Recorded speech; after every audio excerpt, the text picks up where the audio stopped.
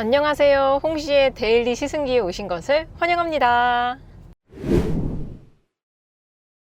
저는 D56 그랜저 2.5 가솔린 터보 깡통 트림을 타고 있습니다.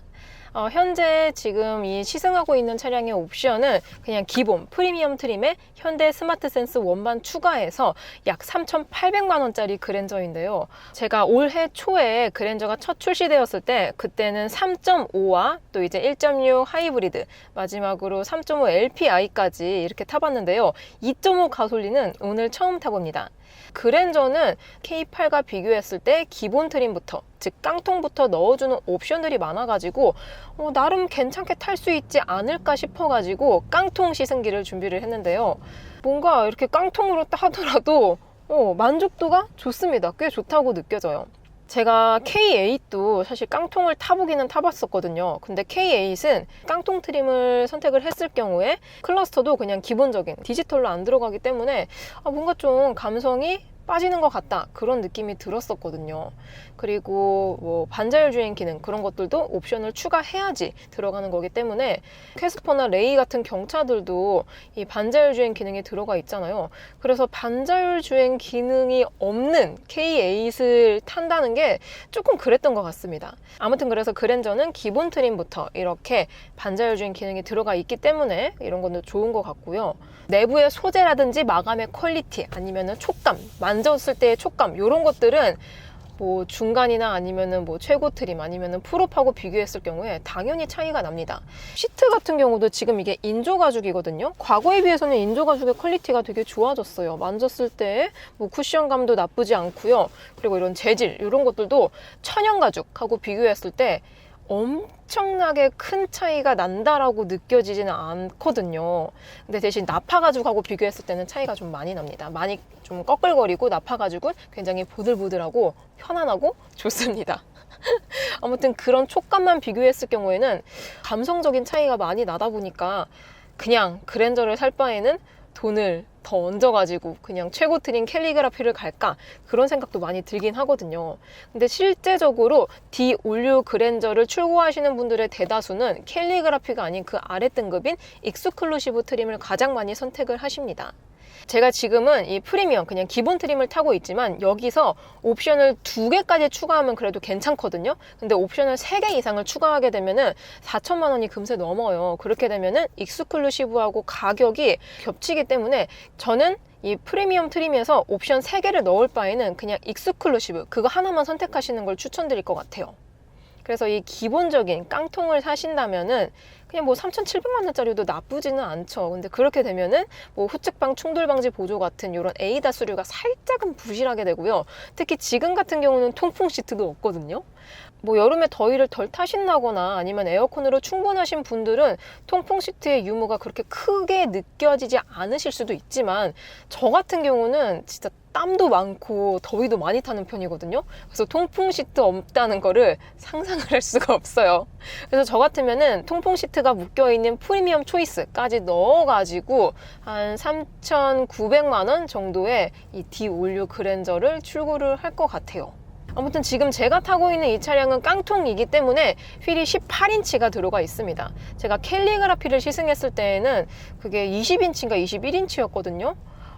이게 휠이 커지면 커질수록 뭐 코너링이라든지 이런 것들은 날렵해지지만 승차감이 굉장히 좀 탄탄하다 못해 뭔가 노면을 너무 많이 읽지 않나 그런 생각이 들었습니다.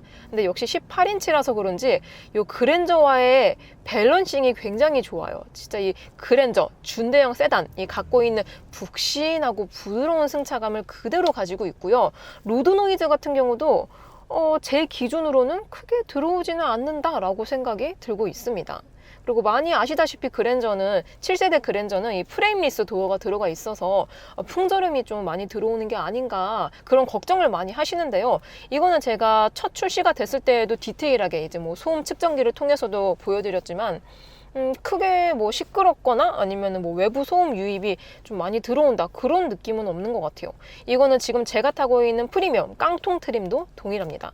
1열은 물론이고 2열까지 이중접합 차음 유리가 들어가 있고, 특히 이게 이중접합의 유무를 떠나서 이 도어 실링의 마감이라든지 소재 이런 것들에 따라서 풍절음이라든지 외부 소음 유입의 이 차이가 정도가 되게 크게 느껴지거든요. 근데 이 D56 그랜저는 깡통 트림부터 조용합니다. 이게 뭐 캘리그라피를 가든 깡통 트림을 사든 정숙도는 똑같이 조용하게 느껴져요.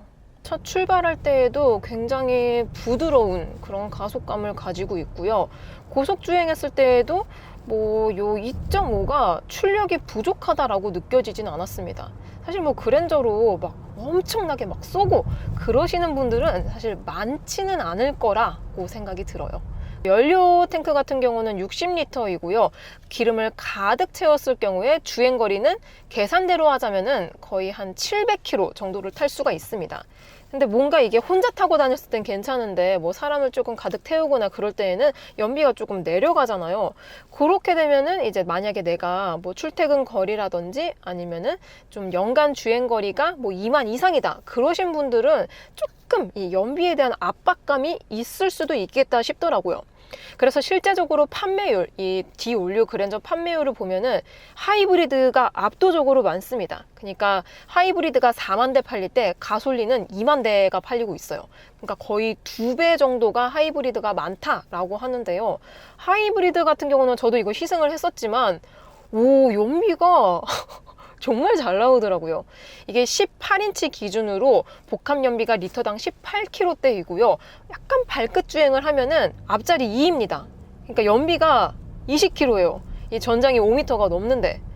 이렇게 되면은 또 얘기가 달라지죠. 다만 하이브리드 같은 경우는 이 연료 탱크 용량이 60리터가 아니고 50리터입니다. 그래서 가득 채웠을 때 주행 거리는 계산대로 하자면은 약 1000km 정도가 나오는데요. 1000km면은 진짜 한 달에 한 번 내지 2번 주유를 하면은 될 것 같다는 생각이 들더라고요. 그래서 주행거리가 나는 연간 2만 km 이상이다 하시는 분들은, 이게 하이브리드가 차값이 500만 원 비싸긴 해요. 근데 금방 기변을 하실 게 아니라면은 저는 개인적으로 하이브리드를 추천을 드리고 싶습니다. 방금 노면 크랙이 있는 구간이었는데요. 이럴 때 18인치 기준으로 이 로드 노이즈가 이 정도가 들려오고 있습니다. 이게 타이어를 타고 들어오는 공명음이 조금 큰 편이에요. 대신 진동은 좀 덜 들어오는 편인 것 같습니다.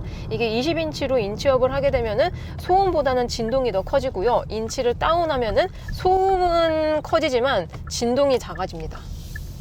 둘 다 작아지는 건 없을까요? 소음과 진동을 모두 다 잡은? 준대형 세단을 보시는 분들은 K8까지 같이 고민을 하실 수밖에 없을 것 같은데요. 일단 K8 같은 경우는 기본 트림이 노블레스 나이트가 있습니다. 그랜저 프리미엄하고 비교했을 때 가격 차이는 약 400만 원 정도가 나는데요.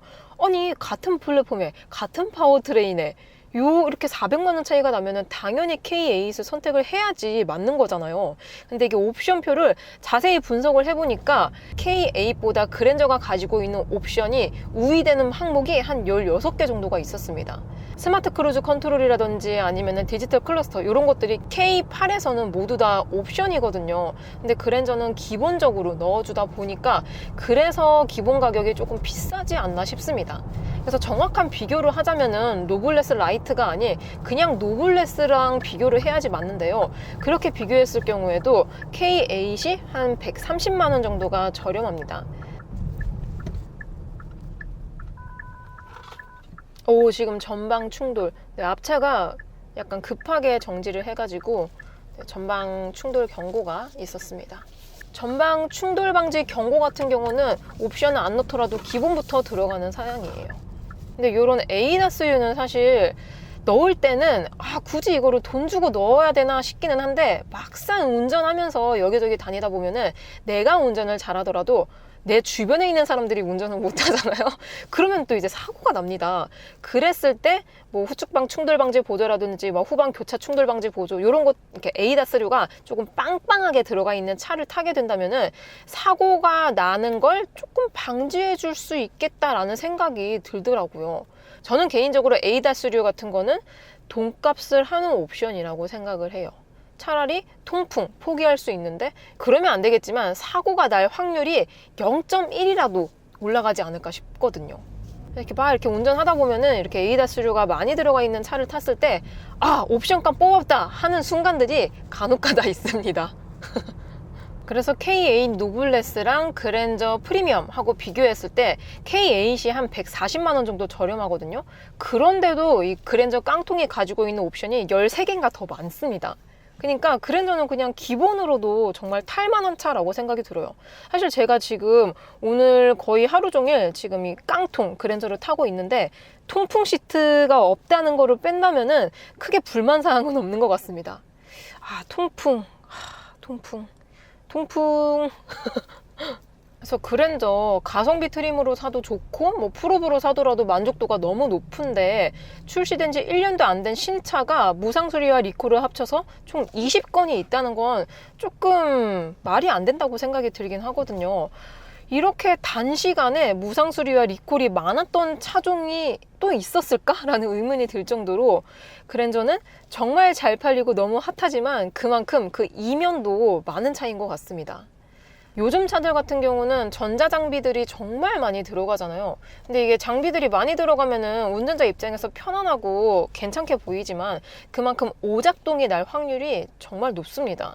그래서 진짜 옛날 차들 있잖아요. 옵션 없는 차들, 그리고 수동, 이런 차들은 오작동이 날 확률이 정말 적습니다. 왜냐? 정말 물리적인 기계 그 자체거든요. 그래서 오작동이 날 확률이 거의 없어요. 오히려 그래서 그런 옛날 차의 감성을 좋아하시는 매니아틱한 분들도 많으신 것 같습니다. 저도 진짜 막 옵션 없는 정말 옛날 차를 타다가 이제 올해 차를 바꿨거든요. 신차로. 그래서 뭐 좋은 것도 있긴 하지만 그만큼 오작동이 나는 것들이 조금씩 많습니다. 뭐 예를 들어서 화면이 갑자기 먹통이 된다거나 그냥 약간 좀 당황스럽더라고요. 왜 이러지 싶기도 하고. 완전 막 물리적인 진짜 옛날 차들 같은 경우는 뭐 화면이랄 게 없으니까 그냥 안 되면 내가 손으로 돌리면 되고 누르면 되거든요. 기어 같은 경우도 안 돼. 그러면 내가 뭐 수동으로 조절해서 가면 돼. 근데 요즘 차들은 막 다 이런 전자식 이런 것들이 들어가다 보니까 편하기는 하지만 그만큼 오작동이 많이 나가지고 좀 그런 불편 사항들이 많이 생겨나고 있는 것 같습니다. 또 차가 이제 굉장히 고가의 물품이잖아요.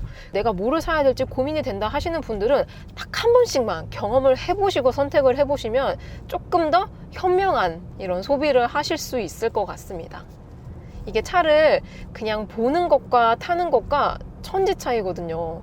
그래서 직접 타보고 엑셀 밟아보고 브레이크 밟아보고 핸들 직접 돌려보고 이런 것들을 다 하신 다음에 차를 구매를 하시면 좀 더 좋을 것 같습니다.